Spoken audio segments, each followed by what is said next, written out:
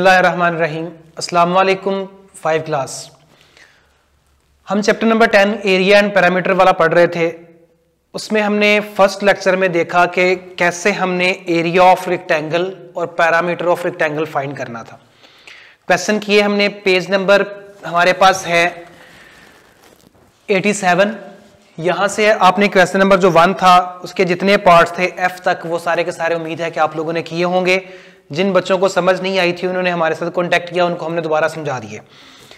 अब आपने हमारे पास क्या करना है कि क्वेश्चन नंबर 2 जो है कंप्लीट द टेबल, ये भी बिल्कुल वैसे ही है, बिल्कुल वही चीजें हैं, बिल्कुल वही फाइंड करना है, सिर्फ थोड़ा सा इसमें क्वेश्चन को उसने चेंज किया हुआ है।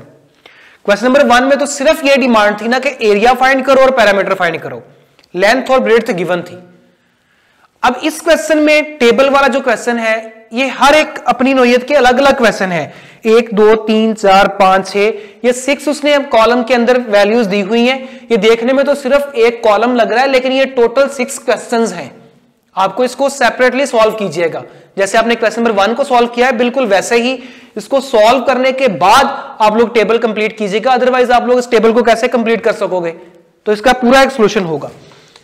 अगर आप लोग गौर करें तो हमारे पास टोटल जो है इस पूरे चैप्टर में जो अब हम पढ़ रहे हैं, टोटल हमारे पास 4 चीजें हैं। कौन कौन सी? एक तो एरिया और पैरामीटर है, एरिया फाइंड करें पैरामीटर फाइंड करें, 2 तो ये हो गई। और 2 वो वाली चीजें हैं जिनको यूज करते हुए हमने ये दोनों चीजें फाइंड करनी है, एक लेंथ और दूसरा ब्रेड्थ। टोटल 4 हो गई, एरिया, पैरामीटर, लेंथ और ब्रेड्थ। ये अब मैं चारों चीजें आपको इसलिए बता रहा हूं कि क्वेश्चन नंबर 1 में तो सिर्फ और सिर्फ डिमांड ये थी find the area, find the parameter, length और ब्रेड्थ गिवन था। आपने क्या किया? फार्मूले याद किए, फार्मूला पुट किया, उसमें लेंथ और ब्रेड्थ की वैल्यू पुट की, डायरेक्ट आपने क्या किया? उसको मल्टीप्लाई और प्लस माइनस करके उसका आंसर निकाल दिया। लेकिन यहां पर क्या होगा?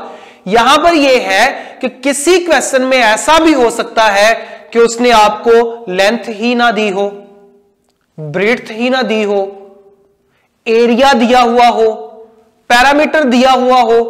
अब क्वेश्चन थोड़ा सा और नौयत का है। पहले सिर्फ यह था कि लेंथ ब्रेड्थ गिवन है, एरिया पैरामीटर फाइंड करो। अब यह है कि हो सकता है लेंथ ब्रेड्थ पूछ ले, वो एरिया दे दे, पैरामीटर दे दे। इन क्वेश्चंस को कैसे सॉल्व करना है? Very very important question according to हमारे पास ये जो है पेपर होंगे आगे, इनमें सॉल्व हो सकता है वो यही क्वेश्चन पूछ ले। तो इंपॉर्टेंट कॉन्सेप्ट भी है, इसको अच्छी तरह से सीखिएगा। जिस तरह हमारे पास ये सेकंड वाला पार्ट है, एक लेंथ है, एक ब्रेड्थ है, एक एरिया है, एक पैरामीटर है, 4 चीजें है ना। क्वेश्चन नंबर 1 में तो ये दोनों होनी चाहिए थी और ये दोनों हमने फाइंड की थी। अब इसका जो क्वेश्चन नंबर 2 का फर्स्ट वाला पार्ट है वो भी बिल्कुल वही है, लेंथ ब्रेड्थ गिवन है, एरिया पैरामीटर फाइंड करना है। इन्हीं फॉर्मूलाज के अंदर एल और बी की वैल्यू पुट करो और आंसर निकाल दो, जैसे हमने क्वेश्चन नंबर 1 सॉल्व किया। लेकिन इसी कॉलम का जो क्वेश्चन नंबर 2 है उसमें लेंथ भी मिसिंग है, ब्रेड्थ गिवन है 7 मीटर, एरिया भी मिसिंग है और पैरामीटर है 28 मीटर। इस क्वेश्चन को अच्छी तरह समझिएगा। लेंथ मिसिंग है, एरिया मिसिंग है, ब्रेड्थ गिवन है, पैरामीटर गिवन है। ठीक है, चारों में से 2 गिवन है, 2 मिसिंग है।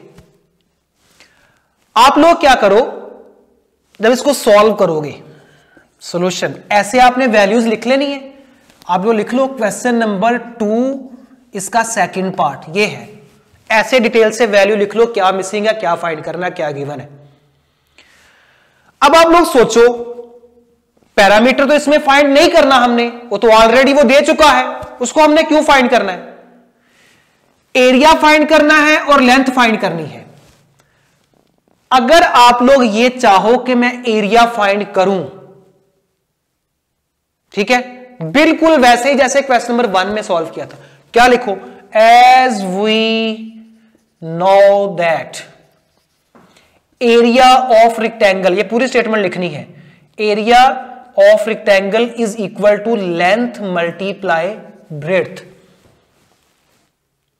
क्योंकि इसमें एरिया मिसिंग है ना।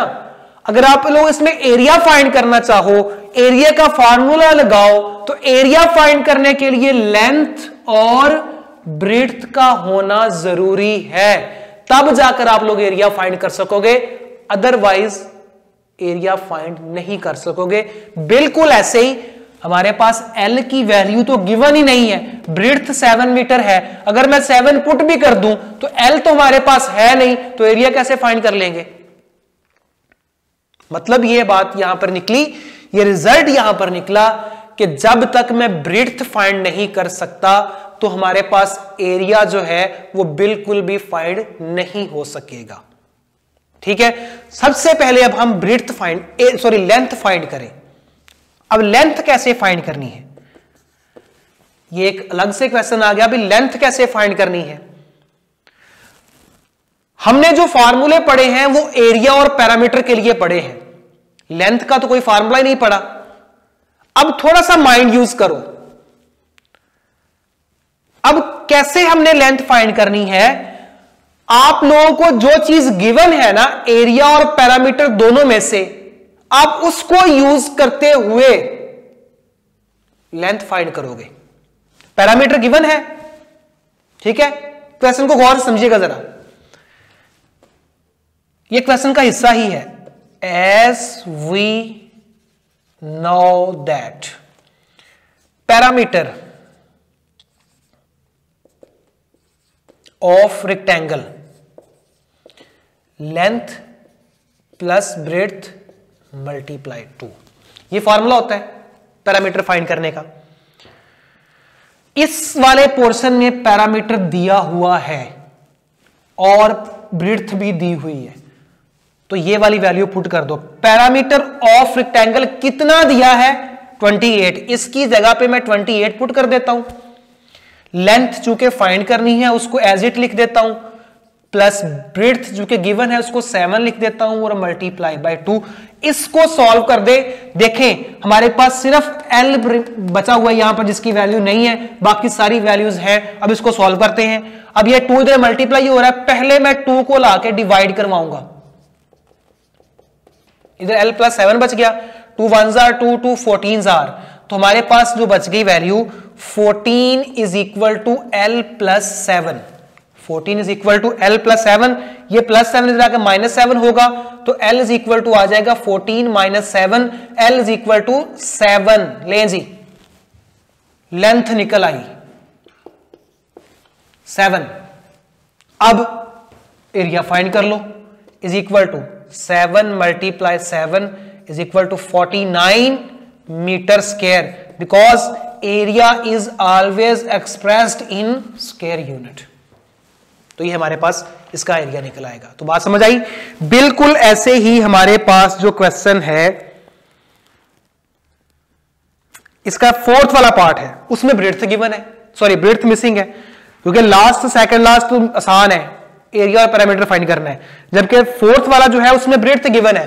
तो बिल्कुल यही फॉर्मूला यूज करेंगे, L की जगह पे L की वैल्यू पुट करेंगे, B की जगह पे B ही लिखेंगे, सारा ऐसे ही सॉल्व करते यहां से B निकालेंगे, B निकाल के यहां पुट करेंगे, तो हमारे पास उसका एरिया निकल आएगा। तो ये पूरे का पूरा कॉलम जो है, पूरे का पूरा टेबल जो है, ये आप लोगों ने सॉल्व करना है। बिल्कुल ऐसे अलग अलग एक एक क्वेश्चन बनाकर तरतीब के साथ सारे क्वेश्चन सॉल्व करने हैं। अगर किसी क्वेश्चन में कोई प्रॉब्लम हुई तो हमारे साथ शेयर कीजिएगा, इंशाल्लाह वो क्वेश्चन आपको दोबारा समझा देंगे। ओके, अल्लाह हाफिज।